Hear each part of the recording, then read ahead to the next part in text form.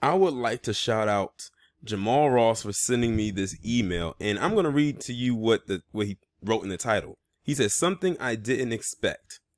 And honestly, I did and I didn't expect this, but I'm going to get into it in a little bit. So this article that I'm about to read to you is coming from Rolling Stone, where they have finally come out and admitted something that we in the black community have said for such a long time, but it was never put on the books because we don't control the books. And that is that the Department of Homeland Security has finally named white supremacy as a domestic terrorist threat. All I have to say is it took them long enough. Now, the reason why I said it doesn't really surprise me it took them this long is because if you haven't noticed, this establishment is crumbling like a house of cards. And when this establishment crumbles, white supremacy is going to crumble with it. It has literally done damage and chaos to the world over a few times. A few rotations around the sun, might I add. Now, you had that buck dancing, tap dancing, coonstress dingbat Candace Owens sit on her tuffet like she was Miss Muffet, talking about how the main issue with black society, like she's the spokesperson for it, was black on black crime and the lack of black fathers, and I think she said the lack of masculinity or something to that effect. It made no sense whatsoever. The bitch is just... But that's what happens when you don't moisturize. The bitch is ashy as fuck. That's what happens when you don't do that.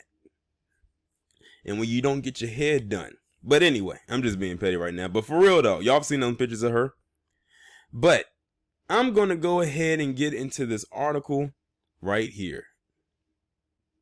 It says, in the wake of the El Paso shooting and other white supremacist motivated attacks, the Department of Homeland Security has added white supremacy to its list of domestic terrorism threats, marking the first time since the creation of the department post 9/11 that it has emphasized white nationalist domestic terrorism as a threat on par with that posed by foreign groups. Now notice this.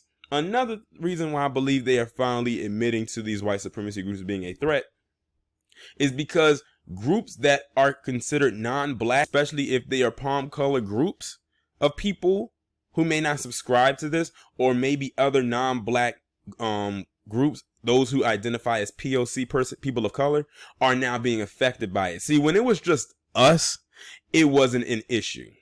But now that it's them, it's an issue, which is why I believe they are putting it down on the books as them finally being a terroristic threat.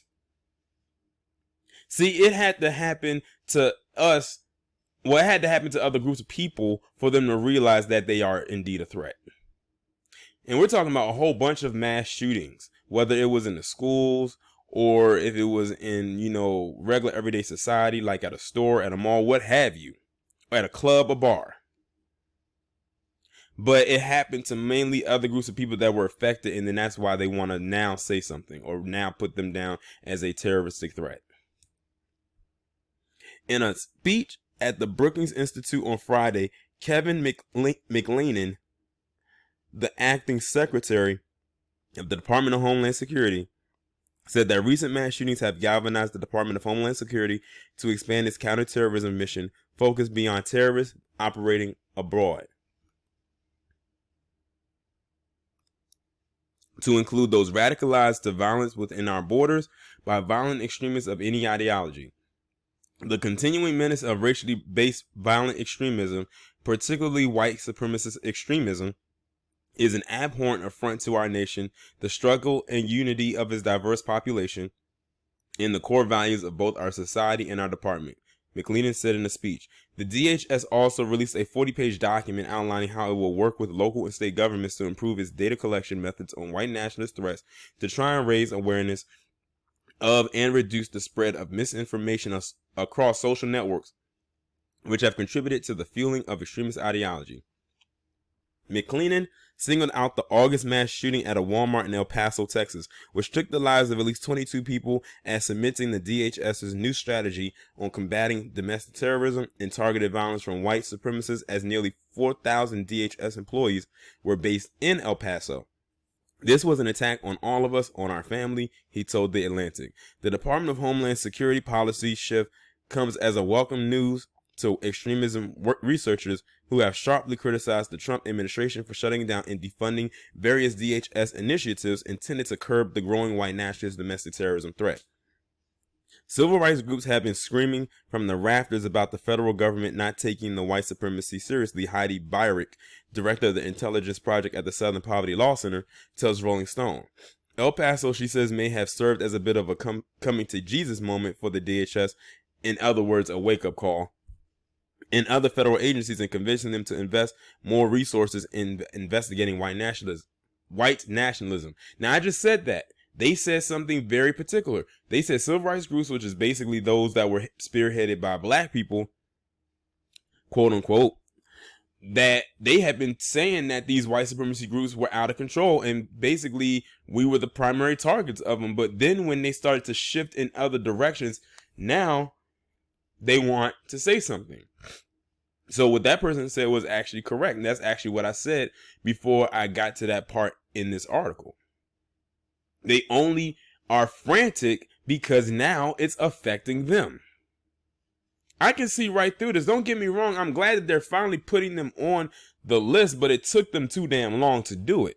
And we know why they're actually doing it now. If it wasn't the case, they still would duck and dodge putting them on that list, but they'll put BIE up there. And quote unquote BIE, which isn't even a real thing, that's been debunked, has not even done an ounce of things or anything close to what these groups have done for many years. The DHS statement did not sit well with some on the far right, many of whom have long denied that white supremacists pose a significant threat to national security, and have urged government authorities to consider extremist left-wing activism as an equally serious threat as far-right extremist violence. Publicly available data, however, tells a different story. Last year, a spokesperson for the ADL testified that 39 out of the 50 extremist-related attacks that took place last year were committed by white supremacists, as opposed to just one instance of a jihadi-related violent attack. In July, FBI Director Christopher Wray said in a Senate Judiciary Committee hearing that the FBI had made about 100 domestic terrorism-related arrests since October 2018. We're talking about almost a year ago. Almost a year since they started. The majority of which were motivated by some form of white supremacist violence. Unlike in 2008, when the DHS issued a similar report about the threat of right-wing extremism that was withdrawn following extreme backlash from right-wing pundits, the Trump administration has stayed relatively quiet about this report.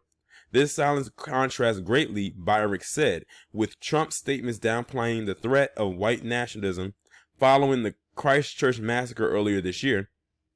While she's unsure what accounts for this silence, she says we've had Pittsburgh, Poway, Christchurch, El Paso. You can't stick your head in the sand about this anymore. Now notice all the places that they mentioned affected mainly white people or people who were not black if they weren't white. But where was all of this when Dylan Roof did what he did? Or those other individuals who targeted mainly black groups or black people with racist ways?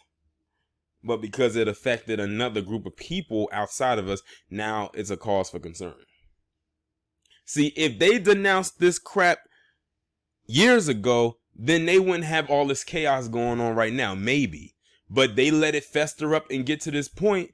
You let all these bodies pile up, you let all of them run amok, and now look at what you have. It might be a coming to Jesus moment, as she said, or a wake-up call, as we would say it, but I call it also a too late moment. At this point, they are so far gone. Good luck trying to round all of them up, because it's so many of them, and some of them hide in plain sight.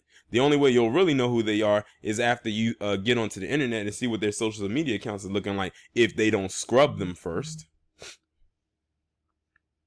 But like I said, I'm glad they're finally doing it, but I know why they're doing it at the same time. So it's like I can't get too excited about it, because this could have been dealt with accordingly, quickly and expeditiously, as Joe Clark said in Lean On Me.